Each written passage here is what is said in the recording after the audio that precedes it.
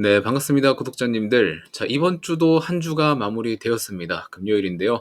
여러분들도 이번 주 한 주 또 일하시고, 그리고 주식도 보시고 하느라 고생이 많으셨고요.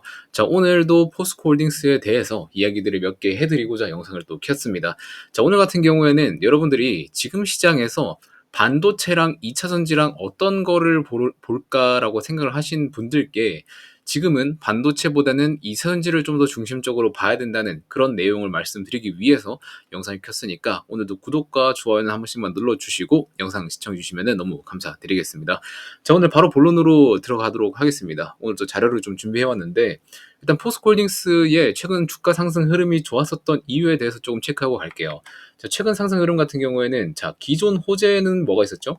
금리 인하가 있었습니다. 이 금리 인하라는 모멘텀, 섹터 모멘텀 때문에 한번 올라줬었던 것도 있었고, 그리고 최근에는 CATL을 리튬 생산량 조절한다면서 이것도 모멘텀이 됐었죠.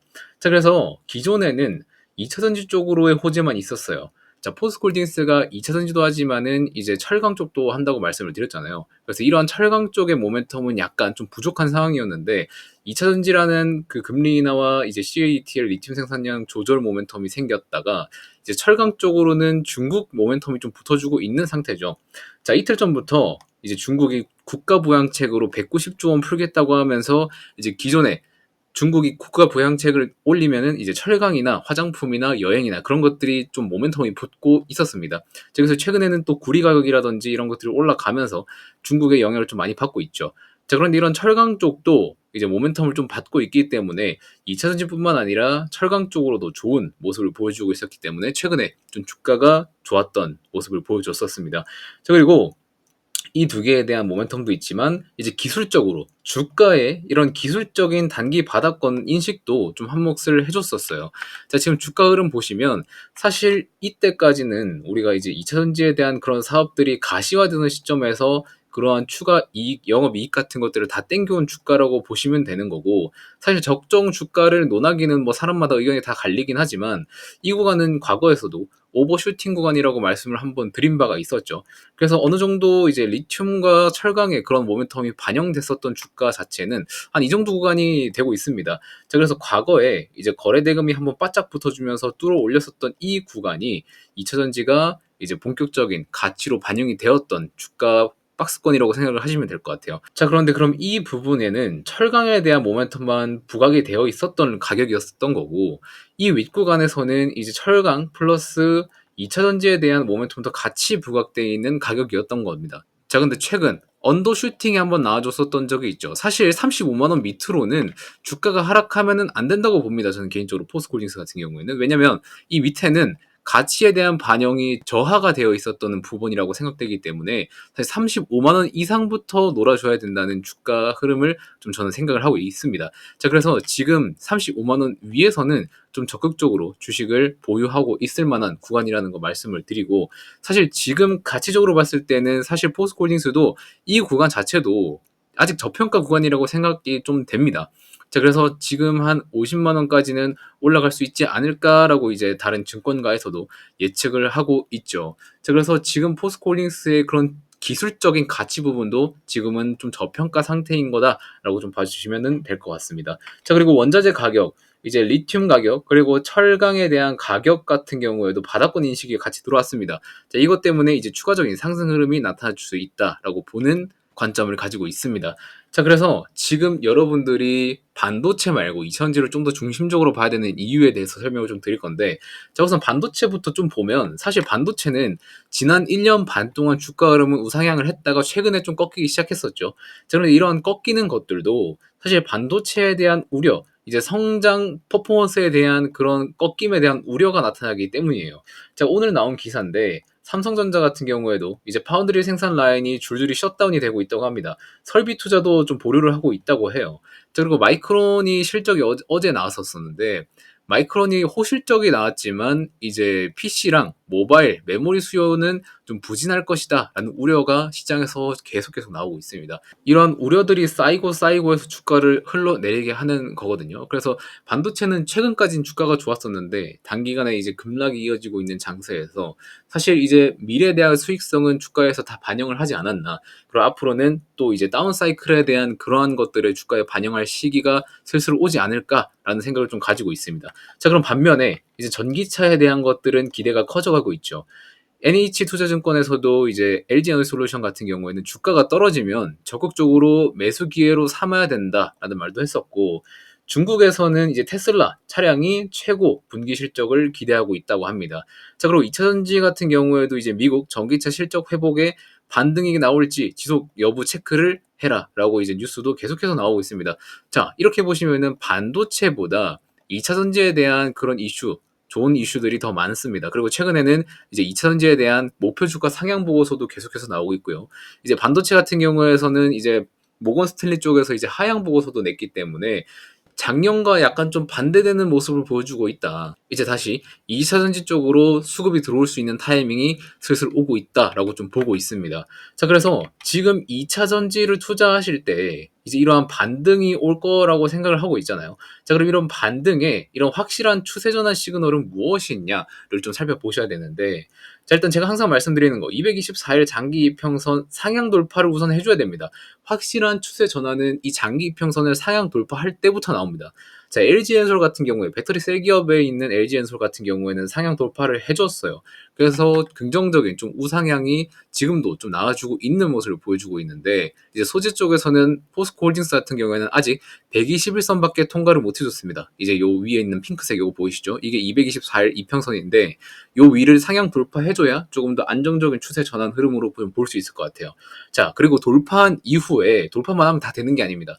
돌파한 이후에 4천억 원 이상, 아니면 뭐 1조 이상이면 더 좋습니다. 자, 거래 대금 자체도 좀 크게 한 방 터트려 줘야 돼요. 자, 과거에 23년 초에 보시면은 이 본격적인 상승은 이러한 거대한 거래 대금이 터지고 난 뒤부터 상승이 좀 시작됐다는 거 여러분들도 알고 계실 겁니다. 자, 차트를 한번 좀 같이 보시면 23년도 초 때 이제 224일선 위에 있었습니다. 위에 있을 때 거래대금이 한번 빵 터져주는 거 보이시죠? 자, 이때 거래대금이 1조 4천억이었습니다. 1조 4천억이 장기평선 위에서 빡 터져주면서 추가적인 상승 흐름세 나와줬었던 거 여러분들도 확인 가능하십니다. 자, 그래서 자, 장기평선 위에서 대량의 거래대금이 터지는 현상이 한번 나와줘야 된다라고 한번 말씀을 드리겠고, 그리고 리튬 그리고 철강 가격 반등이 트리거가 좀 될 것으로 보여요. 왜냐면 자, 이런 원자재 가격의 증가는 무슨 의미입니까? 전방 사업의 수요가 증가한다는 것을 의미를 해요. 자, 전방 사업의 수요가 증가한다는 것은 그거에 따른 이제 부품 가격들, 원자재 가격들의 수요도 같이 증가한다는 것. 자, 수요가 증가하면 제가 뭐라고 했죠? 가격이 상승한다는 것. 이런 원리로 이제 원자재 가격의 증가가 나타나게 되면은 전방 사업이 살아난다. 이런 의미로 이해를 하시면 될 것 같아요. 자, 그리고 세 번째로 금리 인하 모멘텀 같은 경우는 이미 반영이 되고 있죠. 9월에 인하를 시작하면서 지금 금리 인하에 대한 긍정적인 드라이브가 걸린 상태입니다. 자, 그래서 여러분들이 지금 시장을 바라보시는 거 정신 똑바로 차리고 이전지에 대한 팔로우업을 해야 되는 시기입니다. 지금은 예전에는 뭐 한 24년도 중반까지는 여러분들이 그래 계속 줄 하락하니까 안 볼만한 했어요. 근데 지금은 상승 초입 구간에 있기 때문에 여러분들이 계속 매일매일 내용을 업데이트하고 팔로우업을 해야 됩니다. 그래야 여러분들이 이번 반등에서 제대로 먹어볼 수 있는 겁니다. 아시겠죠? 자, 그래서 머니코드 채널 구독을 해주시면은 2차전지에 대한 내용들 팔로우 매일매일 받을 수 있으니까 구독 한 번만 눌러주시면 감사드리겠습니다. 자, 그리고 지금은 이러한 내용들 때문에 가치의 상승을 따져야 될 시기라고 맨날 말씀을 드리고 있습니다. 자, 오늘 뭐 어제도 그렇고 이틀 전도 그렇고 이때를 시작으로 포스코홀딩스의 가치는 충분히 반등 가능합니다. 왜냐하면 리튬과 철강, 원자재 쪽에 이런 가치 부양이 지금 소식이 너무 좋기 때문에 충분히 반등 가능하고요. 그리고 매크로 이슈 때문에 막 이제 금투세라든지 아니면 미국에 있는 뭐 여러 가지 지표라든지 그런 이슈 때문에 나타나는 변동폭들은 여러분들이 좀 감안하고 투자를 지속하시면 좋을 것 같습니다. 자, 그래서 포스코홀딩스 장기 기대감은 너무나 좋습니다. 지금 추세 같은 경우에도 단기간으로 돌려놨고요. 지금 최근에 이제 한번 꺾이기 시작한 이후로부터 이제 24년도 들어와서 121선 위에서 시세가 놀아준 거는 요번 주가 처음이에요. 그래서 지금 여러분들이 잘 보셔야 된다는 거 한번 말씀을 드리겠고, 포스코홀딩스에 대한 긍정적인 내용들 아니면 뭐 기타 이슈 같은 것들, 그런 것들이 나오는 대로 저는 바로바로 여러분들께 영상을 제작해서 또 알려드릴 예정이니까 구독이랑 좋아요는 꼭 부탁드리겠습니다. 자, 그리고 이것뿐만 아니라 제가 이제 장중에도 여러분들한테 계속해서 포스코홀딩스에 대한 이야기들을 전달해 드리려고 해요. 장중에 실시간으로 이제 뭐 다른 얘기 다 안 하고 포스코홀딩스만 이야기하려고 하는 텔레그램 단방향 소통방을 만들려고 합니다.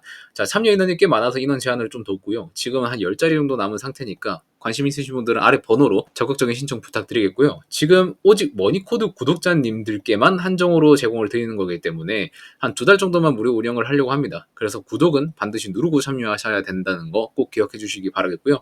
이번 주 이제 주말 중으로 일요일 저녁에 이제 신청 마무리하려고 합니다. 마감 전에 신청 꼭 부탁드리고, 마감 이후에는 절대 추가 신청 안 되니까 참고해 주시면 감사드리겠습니다.